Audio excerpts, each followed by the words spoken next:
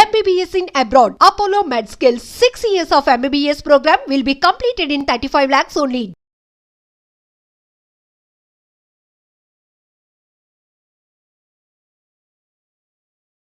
గిరిబాబు అప్పుడు దాకా జేవిరి బ్యానర్తో తీసే ఒక సినిమాలు అదే దేవతలారా దీవించండి, అదే సినిమా కృష్ణ గారితో తను కనుక హీరోగా చేశాడు.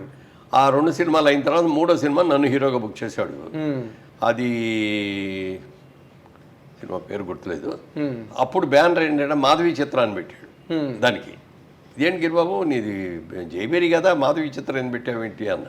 అంటే మా అమ్మాయి మాధవి పేరు, గిరిబాబు గారి అమ్మాయి పేరు మాధవి, ఆ పేరు పెట్టుకున్నా అన్నాడు. మరి అయితే జయబేరిని ఏం చేస్తావు అంటే ఇంకా దాని మీద ఏం తీయను అన్నాడు. నీకు అభ్యంతరం లేకపోతే నాకు ఇస్తావా, నేను నాకు బాగా నచ్చింది ఆ బ్యానర్ పేరు, ఇస్తావా అంటే తీసుకో అన్నాడు. అక్కడి నుంచి వారాల అబ్బాయితో జయబేరి బ్యానర్తో మొదలెట్టాం అనమాట. ఓకే, అప్పటికి అది నా 100వ సినిమా. ఇవన్నీ చేస్తా, సక్సెస్ఫుల్గా బ్రహ్మాండంగా చేస్తా. ముగ్గురు మిత్రులని స్టార్ సినిమా తీసాం. శోభన్ బాబు గారు హీరో, నేను ఒక హీరో, చంద్రమోహన్ హీరో, ముగ్గురు హీరోలతో. అది కూడా పెద్ద హిట్ అయింది. ఆ ఇదిలో మొట్టమొదటి నేను చెప్పాను కదా మీకు అని అంటూనే ఉండేవాడు శోభన్ బాబు గారు. ఆ సినిమా హిట్ అయిన తర్వాత ఆయన అడిగాడు ఒక రోజున, మీ ఎర్నింగ్స్ అన్ని ఎక్కడ ఇన్వెస్ట్ చేస్తున్నారు మురళీమోహన్ గారు? అక్కడ పడింది. అడిగిన మాట పడితే ఏమంటే నాకు బిజినెస్ ఇంట్రెస్ట్ అండి, నేను సినిమా ఇంట్రెస్ట్తో రాలేదు, అందుకని నాకు నచ్చిన సినిమాలు రైట్స్ కొనుక్కుంటున్నాను, కృష్ణా జిల్లాయో లేకపోతే నైజామో ఇంకోటో ఈస్ట్ గోదావరి అట్లా కొనుక్కుంటున్నానండి. అలా కాకుండా జేబేరి బ్యానర్తో సినిమాలు తీస్తున్నాను. ఇంకో 2 డిస్ట్రిబ్యూటింగ్ కంపెనీలో షేర్ హోల్డర్ అయ్యానండి. ఒకటేమో నైజాం డిస్ట్రిబ్యూషన్ కంపెనీ, ఇంకోటేమో ఆంధ్ర డిస్ట్రిబ్యూటింగ్ కంపెనీ. ఆ రెండిట్లో షేర్ హోల్డర్ అండి అన్నాడు.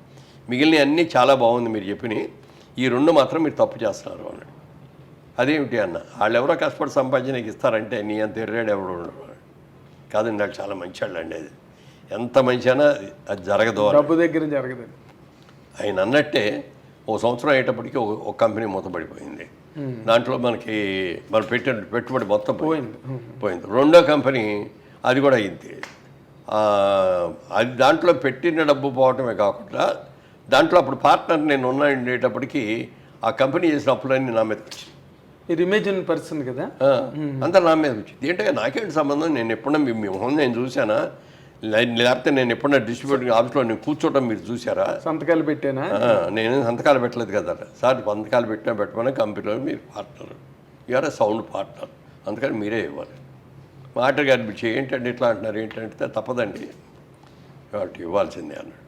మాటర్ గారు కూడా అది కోర్టుకు వెళ్ళినా కూడా వాళ్ళే గెలుస్తారు. సార్ అప్పుడు అందరిని పిలిచి, బాబు నాకు సంబంధం లేదు, నా డబ్బులన్నీ పోయినాయి, అయినా మీరు అందరూ నా మీదకి వచ్చారు కాబట్టి ఒక కండిషన్ అయితే ఇస్తాను నన్ను చెప్పండి అన్నారు. మీరు ఎంత డబ్బు ఇచ్చారో ఆ డబ్బుకి ₹1 కూడా వడ్డీ ఇవ్వను, మీరు ₹100 ఇస్తే నేను 50 ఇస్తాను మీకు, దాంతో సరిపెట్టుకుంటానంటే నేను ఇస్తాను, నాకు బాధ్యత లేకపోయినా ఇస్తాను, నేను అందులో మోరల్గా ఇస్తాను అంటే సరే అన్నాడు. ఆ ప్రకారంగా అందరికీ సెటిల్ చేస్తే అప్పుడు దాకా సంపాదించిన డబ్బు అంతా దీనికి సరిపోయింది. అప్పులు తీర్చడానికి అప్పుడు సోమనాథ్ గారి దగ్గరికి వెళ్ళాను, ఏమండి మీరు చెప్పిందే జరిగింది సార్, 2 కంపెనీలు మూతపడిపోయినాయి, పెట్టిన పెట్టుబడి పోగొట్టడమే కాకుండా మళ్ళీ ఎదురు కూడా కట్టాల్సి వచ్చింది అన్న అని. అప్పుడు అన్న, ఏమంటే మీరు నాకంటే సీనియర్ హీరో, నాకంటే పెద్ద హీరో, బాగా ఎక్కువ రెమ్యూనరేట్స్ తీసుకున్నారు, పెద్ద హిట్స్ సినిమాలు ఉన్నాయి, మీ ఎర్నింగ్స్ అన్నీ ఎక్కడ పెడతారండి అన్నాను. ఓకే, మీరు అడిగారు? నేను అడిగా ఆయన్ని. అడిగితే అప్పుడు చెప్పాడు ఆయన, ఈ ప్రపంచంలో 3 వంతులు సముద్రం, 1 వంతు ల్యాండ్ ఉన్నది, దీంట్లో కూడా మనం మంచు పర్వతాల్లో వెళ్ళి బతకలేము, ఎడార్లు వెళ్ళి అంతకంటే బతకలేము, అందుకని నివేశ స్థలం ప్రపంచంలో ఉన్నది లిమిటెడ్. ఈ లిమిటెడ్ది భూమిని మనం పెంచలేము, దేవుడు ఏది సృష్టించాడు అదే భూమి, అంతవరకే ఉంటుంది. జనాభా చూస్తే ప్రపంచం యావత్తు ఎటు చూసినా జనం విపరీతంగా పెరిగిపోతున్నారు కదా, రాబోయే రోజుల్లో ల్యాండ్కి డిమాండ్ వస్తుంది అని చెప్పి నా ప్రతి రూపాయిని నేను ల్యాండ్ కొనేస్తాను, ఎక్కడ దొరికితే అక్కడల్లా. మెడ్రాస్ చుట్టుపక్కల అంతా ఎన్ని ల్యాండ్లు, 100 ఎకరాలు కొన్నాడు ఆయన. అది చేస్తాను అనగానే అది నాకు అమ్మ భలే ఇది ఆలోచన, ఇది గ్యారంటీ సక్సెస్ఫుల్ అవుద్ది, భూమిని నమ్ముకుందాం మనం కూడా అని చెప్పి అనుకున్నా. అదే మీకు కొత్త విండో ఓపెన్ అయింది అని. అప్పుడు డబ్బులు లేవు కదా, వీళ్ళందరికీ బాకీలు తీసేటప్పటికి ఏ డబ్బులో ఇస్తే రాగానే దాంట్లో 500 గజాలు 1000 గజాలు మెడ్రాస్లో అట్ట కొనడం మొదలెట్టి అవన్నీ బాగా రేట్లు పెరిగింది. ఓకే, తర్వాత ఇండస్ట్రీ ఇక్కడ షిఫ్ట్ అయిపోయిన తర్వాత అప్పటికి అనౌన్స్ చేశారు, 50 ఏళ్ళు పూర్తి అయిపోయింది నాకు, ఇక నుంచి నేను హీరోగా వేయను.